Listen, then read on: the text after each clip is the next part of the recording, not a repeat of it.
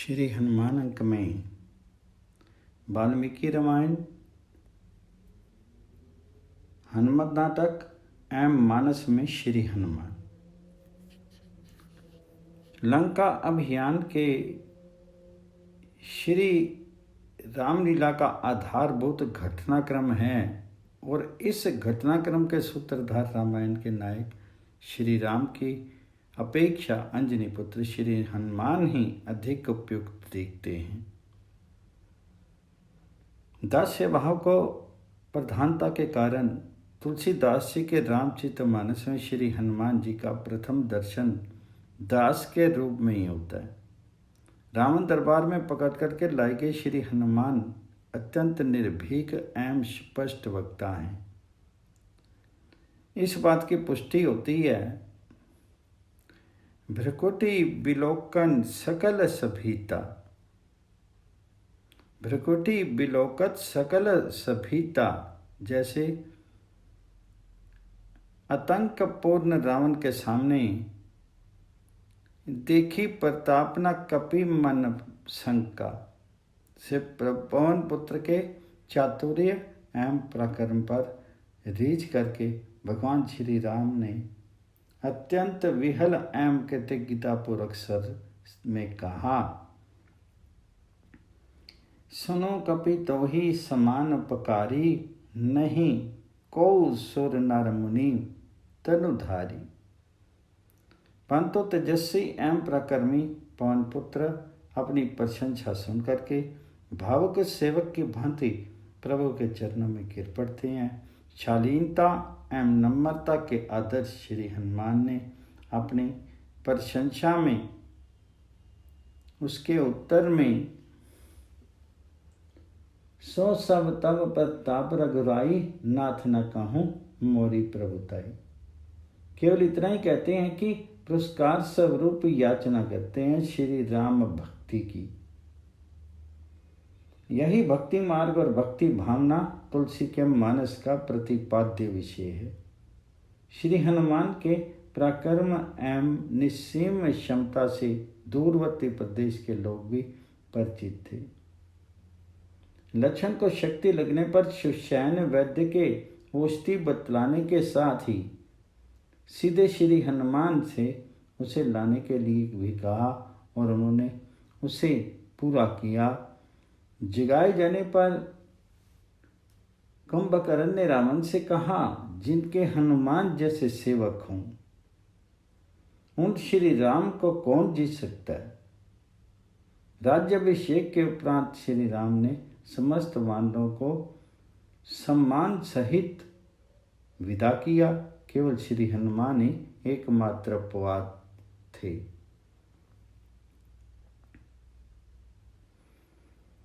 श्रेष्ठ अद्वितीय एवं उदार चित्त के धनी श्री हनुमान तुलसीदास जी के रामचरितमानस में सर्वत्र आदर्श श्री राम सेवन के रूप में चित्रित हुए हैं।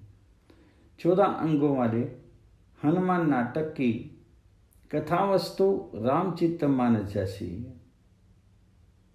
उसका नाम तो हनुमान नाटक अवश्य है, परंतु उनके नायक श्री राम ही हैं।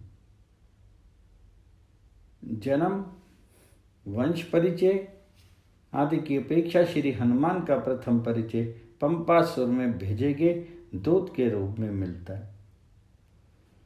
सीता की खोज के लिए प्रस्थान करते समय उपस्थित संवाद में पवन पुत्र का पराक्रमी व्यक्तित्व प्रथम बार मुखरित होता है। उस समय वे कहते हैं, प्रभु आज्ञा दीजिए, क्या मैं समुद्र को सोख लूं या रावण और जानकी सहित लंका को ही यहाँ उठा लाऊं, अथवा पर्तों द्वारा समुद्र को ही पाट दूं।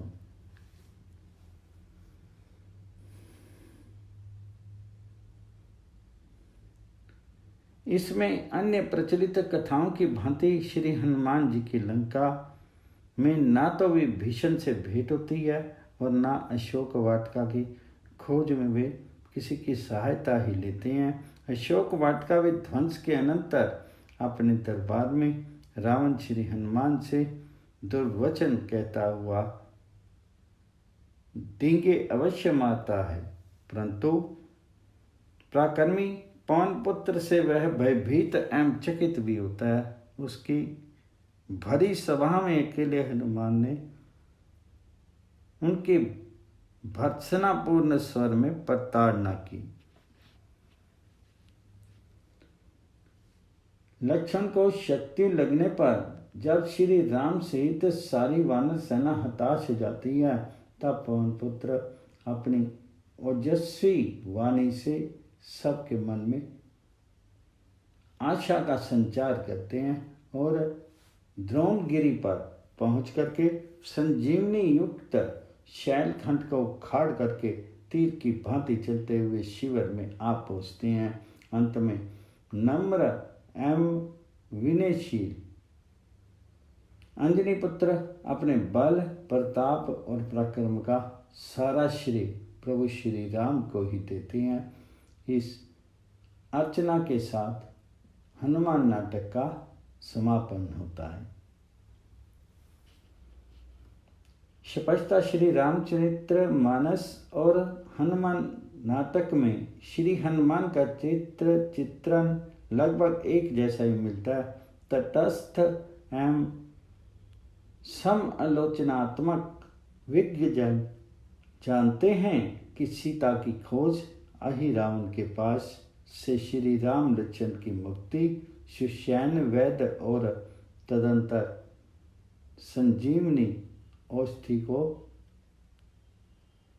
लाना जैसे कतिपय महत्वपूर्ण घटनाएं एकमात्र अंजनी पुत्र के शौर्य एवं पराक्रम का ही प्रतिफल थी, जिसके अभाव में श्री राम कथा का सौंदर्य इतना कभी नहीं निखर पाता। वाल्मीकि ने पवन पुत्र की निर्णायक भूमिका को केवल अच्छी प्रकार परखा ही नहीं, बल्कि उसके नेतृत्व गुणयुक्त साहसी एवं उदात्त चरित्र को भी प्रस्तुत किया है। उन्होंने अपनी रामायण के अंत में हनुमान जी के वंश परिचय के पूर्व उनके अतुलित बल का भी उल्लेख किया है। अपने युग के प्रख्यात शक्तिशाली रावण एवं बाली का सम्मिलित बल भी हनुमान जी के बल की तुलना नहीं कर सकता था। शूरता, दक्षता, बल, धैर्य, बुद्धिमता, नीति, पराक्रम एवं प्रभाव जैसे समस्त सद्गुण पवन पुत्र के भीतर घर कर रहे हैं।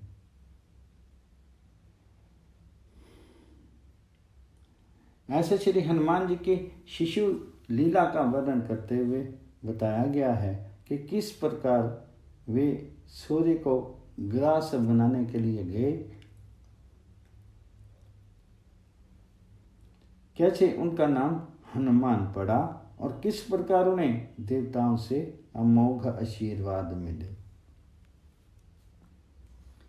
श्री हनुमान ने व्याकरण, सूत्र, वृत्ति, वार्तिक, महाभाष्य, छंद शास्त्र एवं अन्य शास्त्रों का भी गहन अध्ययन किया था। अपने शंकाओं के समाधान के लिए वे सूर्य के पास जाते थे। पराक्रम, उत्साह, बुद्धि, प्रताप, नीति, गंभीरता, धैर्य, ज्ञान और तपस्या के अनुष्ठान से हनुमान जी से बढ़कर के भला और कौन है। किष्किंधा के पास सुग्रीव की ओर से ब्राह्मण वेश में जाकर के हनुमान जी ने अपनी प्रथम भेंट में ही श्री राम और लक्ष्मण को अपने संभाषण, अपनी विद्वता, उच्चारण शुद्धता आदि से प्रभावित कर दिया।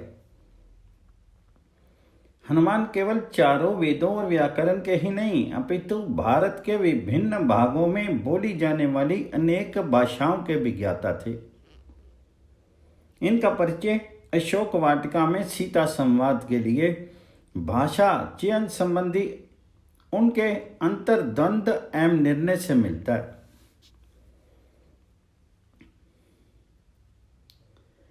यदि मैं द्विज की भांति संस्कृत वाणी का प्रयोग करूंगा तो सीता जी मुझे रावण समझ करके भयभीत हो जाएंगी।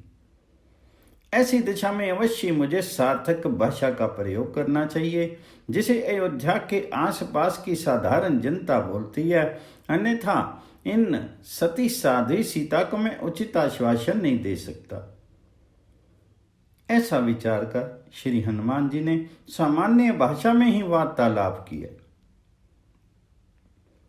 भाषाविद होने के साथ साथ पवन पुत्र तत्वज्ञ एवं अनुभवशील दार्शनिक भी थे। उन्होंने पति के निधन से शोकार्त बाली की पत्नी तारा को सांत्वना देते हुए कहा कि अपने शुभ अशुभ कर्म तद अनुसारी फल देने वाले होते हैं। पानी के बुलबुले के समान इस शरीर में रह करके कौन जीव किसके लिए शोचनीय है। प्राणियों के जन्म और मृत्यु का कोई समय निश्चित नहीं है, अतः उनके लिए शोक नहीं करना चाहिए।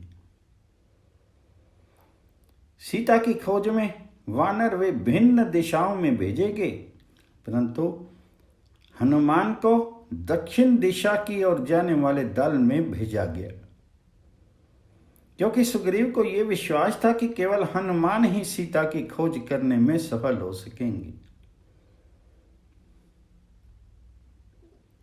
अद्वितीय क्षमता एवं गुणों के कारण श्री राम को भी ऐसा ही विश्वास था। यही कारण है कि जानकी जी के लिए अभिज्ञान के रूप में श्री राम ने अपनी मुद्रिका इन्हें ही दी।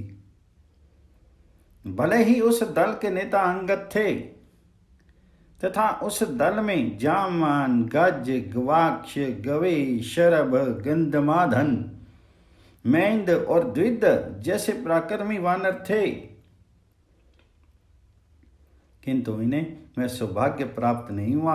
लौटने की अवधि बीत जाने पर कार्य सिद्ध न होने से हताश वानरों ने सुग्रीव के दंड के भेद से जब स्वयं प्रभा वाली गुफा में ही स्थायी रूप से रहने का निश्चय किया तथा तार नामक वानर ने अंगद को यहाँ तक समझाया कि इसी बहाने तुम्हें समाप्त करने के लिए सुग्रीव का यह एक षड्यंत्र मात्र है।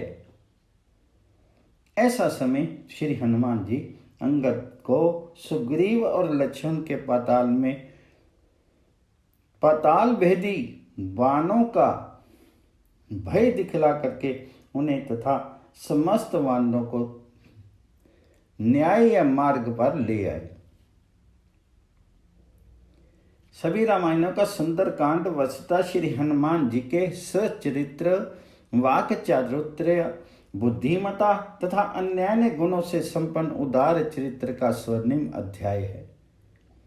प्रचलित श्री राम कथाओं में श्री हनुमान को बलशाली परंतु सामान्य चपल वानर के रूप में प्रस्तुत किया गया, जिसे अशोक वाटिका के रसीले हलों को देख करके भूख लग जाती है और वह सीता से आज्ञा लेकर के वानर स्वभाव के कारण तोड़ फोड़ करता हुआ फल खाने लगता है। किंतु वाल्मीकि के हनुमान इससे सर्वथा भिन्न, धीर एवं गंभीर हैं। पवन पुत्र के स्वगत कथन से स्पष्टता परिलक्षित होता है कि अशोक वाटिका विध्वंस करने में इनके 3 उद्देश्य थे। पहला, साम दाम एवं भेद से अभेद्य शत्रु को अपने पराक्रम प्रदर्शन द्वारा मुख्य आक्रमण के पूर्व आतंकित करना। दूसरा, रावण की सैन्य शक्ति का अनुमान लगाना। और तीसरा, जानकी को दिए गए आश्वासनों का उन्हें विश्वास दिलाना। अशोक वाटिका विध्वंस ही संघर्ष का एकमात्र मार्ग था। इसी मिनी युद्ध में ही किंकर नामक राक्षस, प्रहस्त पुत्र जम्बुवाली, मंत्रियों के 7 पुत्र विरूपाक्ष, युपाक्ष, दुर्धर, परघस और भास्कर्ण नामक सेनापति, रावण पुत्र अक्ष कुमार तथा असंख्य योद्धा मारेगी। इसी संघर्ष के कारण श्री हनुमान जी रावण के राज दरबार में पहुंच करके वहां निर्भीकता पूर्वक रावण को प्रताड़ित कर सके और उनकी सैन्य शक्ति की जानकारी भी प्राप्त कर सके। लंका से लौटने पर श्री राम ने श्री हनुमान से वहां की सैन्य व्यवस्था के विषय में जो प्रश्न पूछा और उसका जो सही और विस्तृत विवरणात्मक उत्तर उन्होंने दिया, उससे उनकी सूक्ष्म निरीक्षण शक्ति एवं स्मृति का पूर्ण परिचय मिलता है। अकेले अपने बल पर विवरणात्मक गुप्तचर कार्य करना श्री हनुमान द्वारा ही संभव था। संजीवनी औषधि को ना पहचानने के कारण समूचे पर्वत श्रृंग को ही उखाड़ लाने के अज्ञात सूचक कथा वाल्मीकि को स्वीकार नहीं है। उनके अनुसार सुषैण वैद्य की रातों रात हिमालय तक जाकर के संजीवनी लाने की टेढ़ी शर्त को पूरा करना श्री हनुमान के अतिरिक्त अन्य किसी के द्वारा संभव नहीं था। ऋषभ एवं कैलाश के बीच दीप्तिमान औषधि पर्वत पर मृत संजीवनी, विशल्य करनी, शरण करनी और संघानी औषधियां श्री हनुमान जी के वहां पहुंचते ही तत्काल दृश्य हो गई। औषधियों को ना देख करके हनुमान जी रोष से गर्जना करने लगे और विपत्ति के समय श्री राम की सहायता करने की अपेक्षा उसमें और बाधा उपस्थित करने वाले उस धातु युक्त पर्वत को ही उखाड़ लिया। उसकी चोटियां टूट टूट करके इधर उधर बिखर गई। रावण वध के पश्चात श्री राम की आज्ञा से वैदेही को संदेश देने के लिए विजयी योद्धा के रूप में सीधे चले जाने की अपेक्षा पवन पुत्र विभीषण से आज्ञा मांगकर लंका में प्रवेश किया। ये थी उनकी नम्रता और शिष्टता तथा अनुशासन परायणता।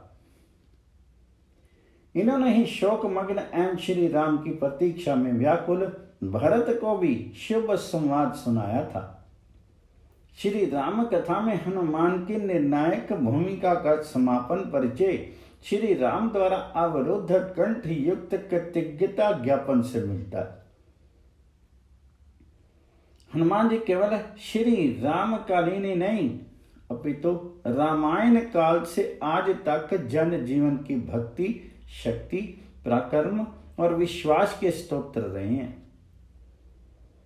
चाहे पहलवान हो चाहे दुर्बल, चाहे बच्चे बूढ़े हों चाहे धनी निर्धन, आप सबके आराध्य हैं। रामचरितमानस, हनुमान नाटक एवं वाल्मीकि रामायण ये सभी ऐसे ग्रंथ हैं जो समाज को दिशा ज्ञान कराते हैं।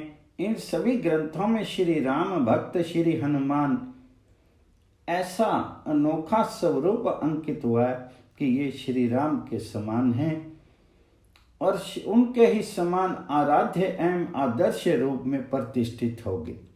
पवन पुत्र हनुमान जी की जय। श्री हनुमान अंक में महावीर हनुमान राम सिंह ने स्वर्ण शैल के समानक दे, ज्ञानियों में अग्रगण्य गुण के निधान हैं। महाबलशाली हैं अखंड ब्रह्मचारी यति, वायु के समान वेग शौर्य में महान हैं। राघव के दूत बन लंक में निशंक गए, सीता सुधि लाए कपीप यूथ के प्रधान हैं। भक्त प्रतिपाद क्रूर दानवों के काल व्याल, अंजनी के लाल महावीर हनुमान हैं। पवन पुत्र हनुमान जी की जय।